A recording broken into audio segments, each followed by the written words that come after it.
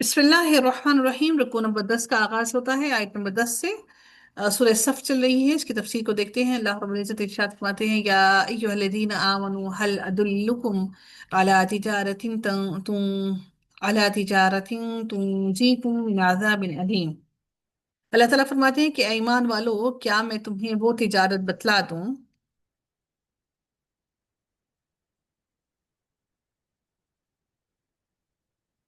وہ تجارت بتلا دوں تو جو تمہیں دردناک عذاب سے بچا لیں۔ یعنی اس عمل یعنی ایمان اور جہاد کو تجارت سے تعبیر دی گئی ہے، اس لیے کہ اس میں بھی انہیں تجارت کی طرح ہی نفع ہوگا، کیونکہ تجارت ہمیشہ نفع بخشتی ہے نا۔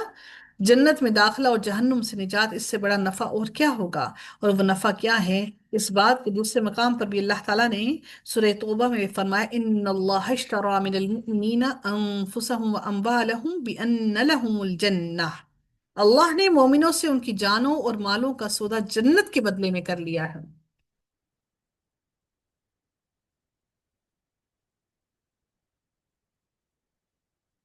اللہ رب العزت فرماتے ہیں مزید اگلی آیت کے اندر، تؤمنون باللہ ورسولہ وتجاہدون فی سبیل اللہ باموالکم وانفسکم ذالکم خیر لکم ان کنتم تعلمون۔ اللہ تعالیٰ پر اور اس کے رسول پر ایمان لاؤ اور اللہ کی راہ میں اپنے مال اور اپنی جانوں سے جہاد کرو، یہ تمہارے لیے بہتر ہے اگر تم میں علم ہو، اگر تم جانتے ہو تو یہ تمہارے لیے بہتر ہے۔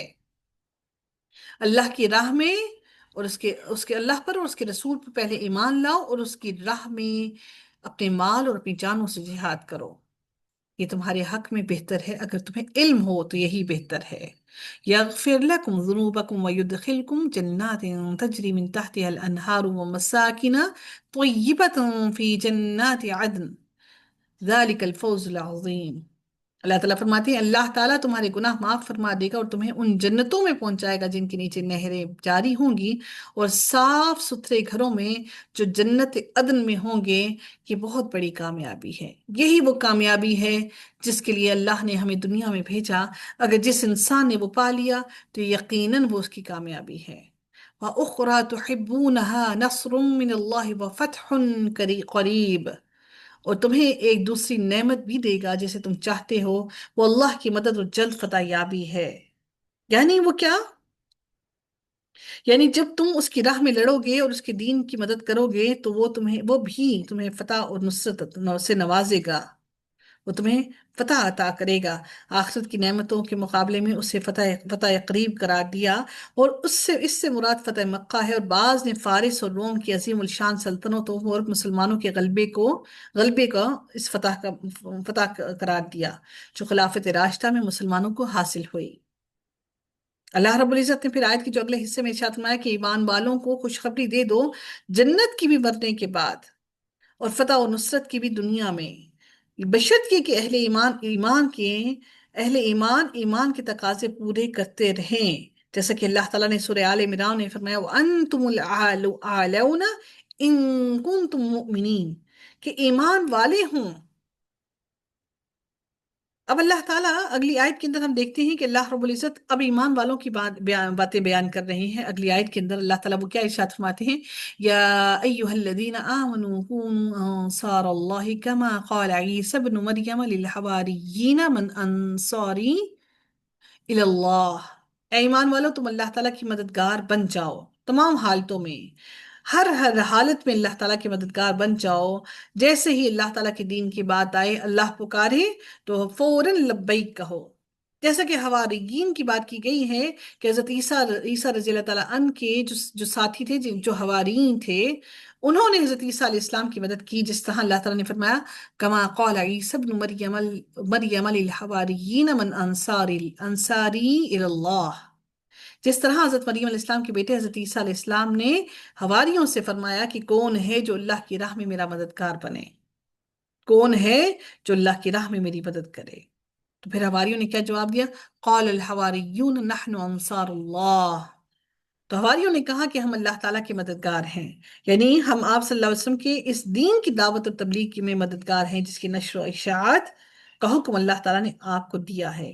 اسی طرح رسول اللہ صلی اللہ علیہ وسلم ایام حج میں فرماتے کون ہے جو مجھے پناہ دے تاکہ میں لوگوں تک اللہ کا پیغام پہنچا سکوں، اس لیے کہ قریش مجھے فریضہ رسالت ادا نہیں کرنے دیتے، حتیٰ کہ آپ صلی اللہ علیہ وسلم کی اس پکار پر مدینے کے اوس اور خزرج نے لبیک کہا، آپ صلی اللہ علیہ وسلم کے ہاتھ پر انہوں نے بیعت کی اور آپ کی مدد کا وعدہ کیا، تو آپ صلی اللہ علیہ وسلم کو یہ پیشکش کی کہ اگر آپ ہجرت کر کے مدینہ آ جائیں تو آپ کی حفاظت کی ذمہ داری ہم قبول کرتے ہیں۔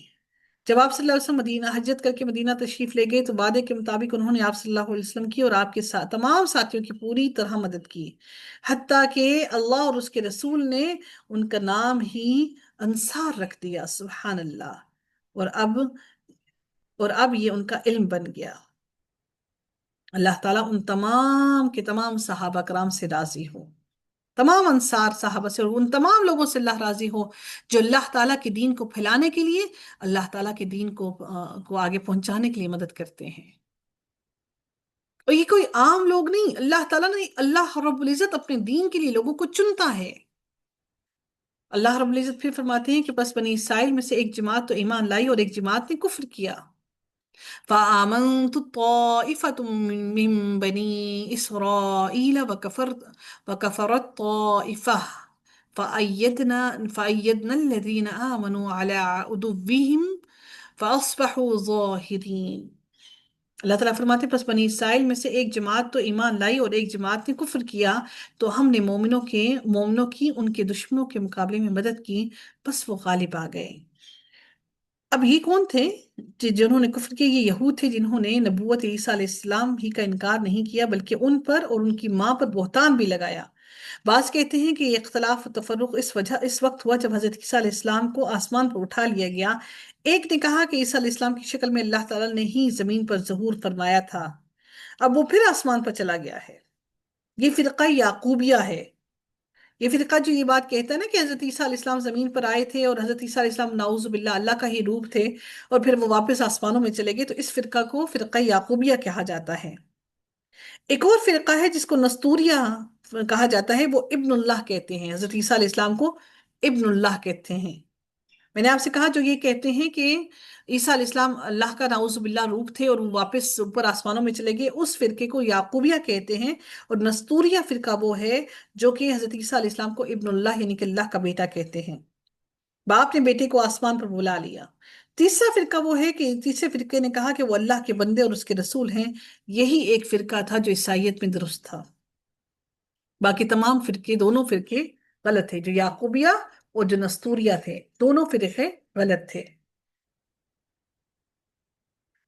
اللہ تعالیٰ پھر فرماتے ہیں آیت کے آخری حصے میں فَأَيَّدْنَا الَّذِينَ آمَنُوا عَلَىٰ عَدُوِّهِمْ فَأَصْبَحُوا ظَاهِرِينَ، کہ تو ہم نے مومنوں کی ان کے دشمنوں کے مقابلے میں مدد کی، پس وہ غالب آ گئے، یعنی نبی اکرم صلی اللہ علیہ وسلم کو مبعوث فرما کر ہم نے اسی آخری جماعت کی دوسرے باطل گروہوں کے مقابلے میں مدد کی۔